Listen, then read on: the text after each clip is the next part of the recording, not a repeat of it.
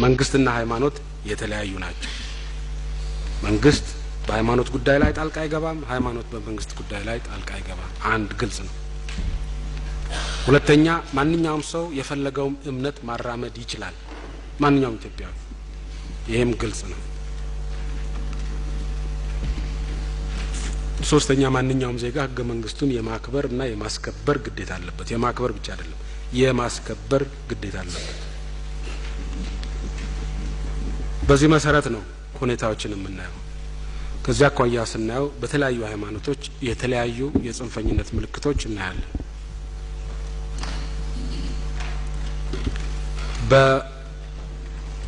ከክርስትና አኳያ የጀመርን እንደሆነ ምናልባት ምክር ቤት አባላት ልብ አላላቸው ይሆናል።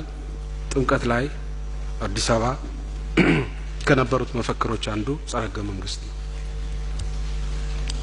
ጥምቀት ላይ ከነበሩት መፈክሮች አንዱ አንድ ሀገር አንድ ሃይማኖት የሚል ነው መፈክሩ። አንድ መፈክር ይህን መፈክር የያዙ ጥቂቶች ናቸው። አንድ ሀገር አንድ ሃይማኖት የሚል ህገ መንግስት የለንም። አንድ ሀገር የፈለገው አይነት ቁጥር ያለው ሃይማኖት ነው ህገ መንግስቱ የሚለው። ስለዚህ በዚህ ዙሪያ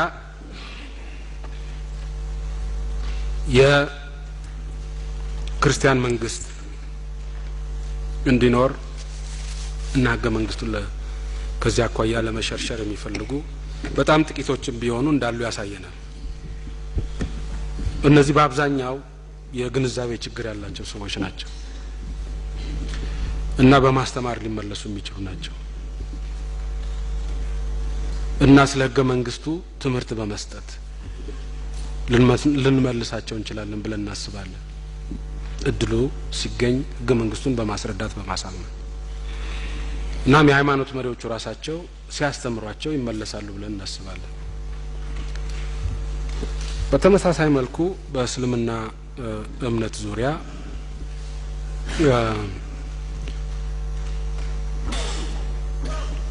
በሀገራችን ለረጅም ጊዜ የቆየ ነባር የእስልምና እምነት አለ። በሀገራችን የቆየው ነባር የእስልምና እምነት ሱፊ የሚባለው ነው። በሁሉም የሀገራችን ክልሎች 100% ሱፊ ነበር የኢትዮጵያ ህዝብ ሙስሊሙ። ሺዓ የሚባል የለም። ሰለፊ የሚባለውም አሁን ባለፉት 20 እና 30 አመታት የመጣ ነው። የተቀረው በሙሉ ሱፊ ነው። እነዚህ የሱፊ እምነት ተከታዮች የሀገራችን ሙስሊም እምነት ተከታዮች ከክርስትናው ጋር ለብዙ ሺህ አመታት አብረው ኖረዋል። ስርዓቶቹ የነበራቸው የአድልዎ ፖሊሲ እንደ ተጠበቀ ሆኖ በእስላሙና በክርስቲያኑ መካከል በየትኛውም ዓለም በየትኛውም አገር ካለው የተሻለ መቻቻልና አብሮ መኖር የታየበት አካባቢ ነው። ከዚያ አኳያ በቅርቡ አንድ ሰው በወሎ ስላጋጠመው ነገር ሲነግረኝ ነበር። ክርስቲያኖችም ሙስሊሞችም አብረው የሚኖሩበት መንደር ነው እና በድርቅ የተጠቁ ጊዜ ሰዎቹ ቤተክርስቲያኑን በአግባቡ ማስተዳደር አልቻሉም እና ለቀው ለመሄድ ወስነው ታቦቱን ለመንቀል እና ወደ ሌላ ቦታ ለማዞር ተመካከረው ክርስቲያኖቹ እንቅስቃሴ ሲጀምሩ ጎረቤቶቻቸው ሙስሊሞቹ ጎረቤት መንደር ያሉ ሙስሊሞቹ ያ ታቦት ሊነቀል ነው የሚል ወሬ ይሰማሉ። ይሰሙና ምን ያደርጉ ነው እነዚህ ሰዎች መንደራችንን አገራችንን ሊያጠፉ ነው ወይ ብለው ምን እየሰራቸው ነው ብለው ይጠይቃቸዋል። ስለጨነቀን ተጠቃለን ሌላ ቦታ መሄዳችን ነው፣ ታቦታችንን ትተልን ሄዳ አንችልም፣ ታቦታችንን አብረን ይዘን ለመሄድ ነው ይሏቸዋል። ይሄ ታቦት እኮ እናንተ ብታመልኩበትም በጋራ መንደራችን ውስጥ የነበረ ባህላችን ሀብታችን ነው። የምታመልኩበት የምታምኑበት እናንተው ክርስቲያኖች ናቸው። ግን የኛ መስጊድም የዚህ መንደር አንድ ክፍል ነው። ይሄን መንደር የሚያውቅ ሰው እችን መስጊድ እንደ መንደሯ አንድ ክፍል አድርጎ መውሰድ አለበት። ይሄን መንደር የሚያውቅ ደግሞ ቤተክርስቲያናቸውን እንደ አንድ መንደር የመንደሩ ክፍል አድርጎ መውሰድ አለበት። ስለዚህ ቀድሞ ነገር እኛን ሳታማክሩ ታቦቱን ይዛችሁ መሄድ አትችሉም። ተመካክረን ታቦቱ በነበረበት የሚቀጥልበት መንገድ ካለ እናያለን ብለው ተመካክረው የጨረሱበት ሁኔታ እንደነበረ ነው የሰማሁት። ይሄ ምናልባት ጫፍ ኤክስትሪም ኤግዛምፕል ሊሆን ይችላል። ነገር ግን ህብረተሰቡ ተቻችሎ የመኖሩ ባህሉ ስርዓቶቹ ያድሎ ፖሊሲ የሚከተሉ የነበሩ ቢሆንም በህዝቦች መካከል በሙስሊሙና በክርስቲያኑ መካከል በሱፊውና በክርስቲያኑ መካከል የቆየ እምነት ተቻችሎ የመሄድ እምነት ነው የነበረው። የሰለፊ እምነት ተከታዮች ነን የሚሉ አንዳንዶቹ ሁሉም ባይሆኑ አንዳንዶቹ ከዚህ የተለየ አቋም አላቸው። ከዚህ የተለየ አመለካከት አላቸው። እንደሚታወቀው ብዙዎቹ የአልቃይዳ አሸባሪዎች ከእምነት አኳያ የሱፊ እምነት ተከታዮች ናቸው። ሱፊ በሙሉ ማነው ሰለፊዎች በሙሉ አልቃይዳ ናቸው አይባልም። ይሄ ስህተት ነው፣ ወንጀል ነው። ነገር ግን አልቃይዳዎቹ በሙሉ ሰለፊዎች ናቸው። ኢትዮጵያም ውስጥ ለመጀመሪያ ጊዜ የአልቃይዳ ህዋስ ተገኝቷል። አብዛኛው ባሌና አርሲ ይሄ ህዋስ የዚህ ህዋስ አባላት የነበሩት በሙሉ ሰለፊዎች ናቸው።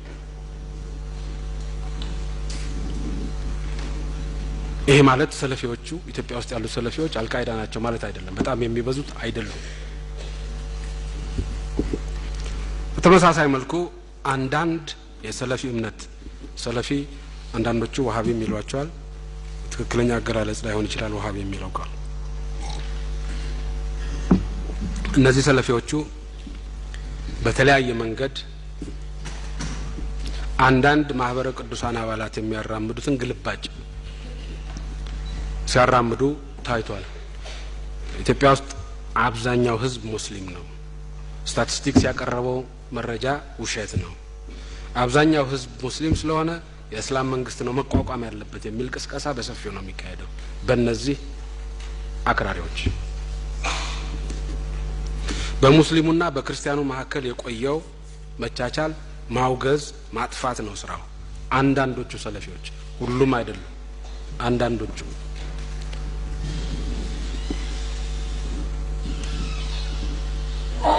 እነዚህ ሰዎች ምን እንደሚያደርጉ ከሰለፊዎች ውስጥ ጫፍ የረገጡት ምን ሊያደርጉ እንደሚችሉ በአገራችን ምልክቱ እያየን ነው። በአገራችን ብቻ ሳይሆን የመን ምን እየሰሩ እንደሆነ እናውቃለን። ግብጽ 24% ድምጽ ያገኘው አልኑር የሚባለው ፓርቲ ሰለፊ ነው። ግብጽ ላይ ምን እየሰራ እንደሆነ እናውቃለን። ሊቢያ ላይ ምን እየሰራ እንደሆነ እናውቃለን። ሲሪያ ላይ ምን እየሰራ እንደሆነ እናውቃለን። ቱኒዚያ ላይ ምን እየሰራ እንደሆነ እናውቃለን።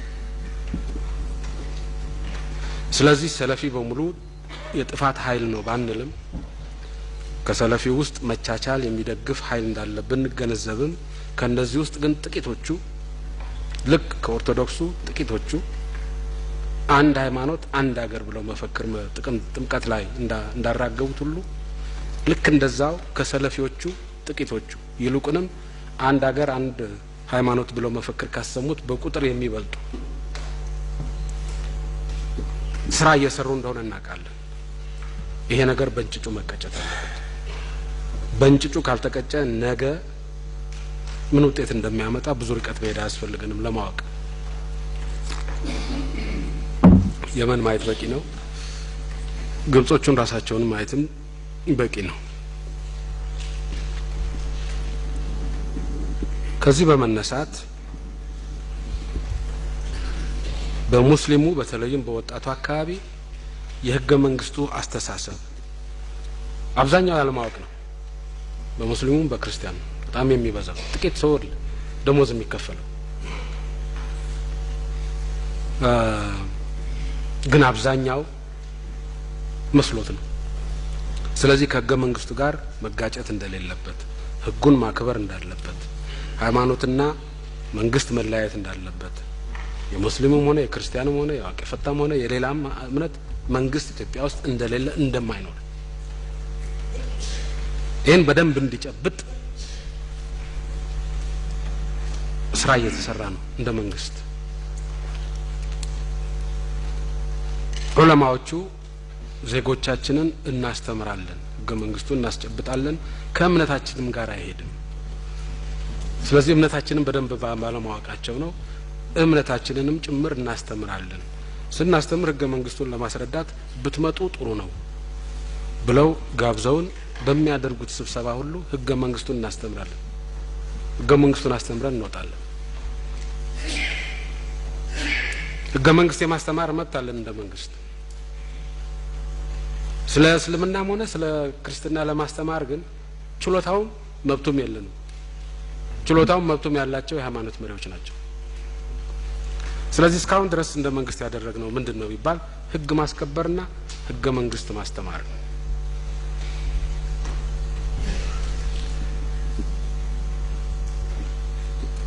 መንግስት ይሄ አህበሽ የሚባል ነገር አመጣብን የሚል በተለይ ከሰለፊዎቹ ሲመጣ እኔ ተገቢ ሆኖ አይታየኝም አንደኛ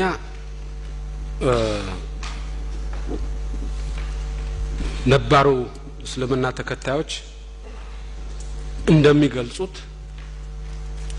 የአህበሽ የሚባለው ከውጭ የመጣ ሃይማኖት አይደለም አሳች ኢትዮጵያዊው የሐረር የእስልምና ምሁር አዋቂ በአገራቸው መኖር ስላልቻሉ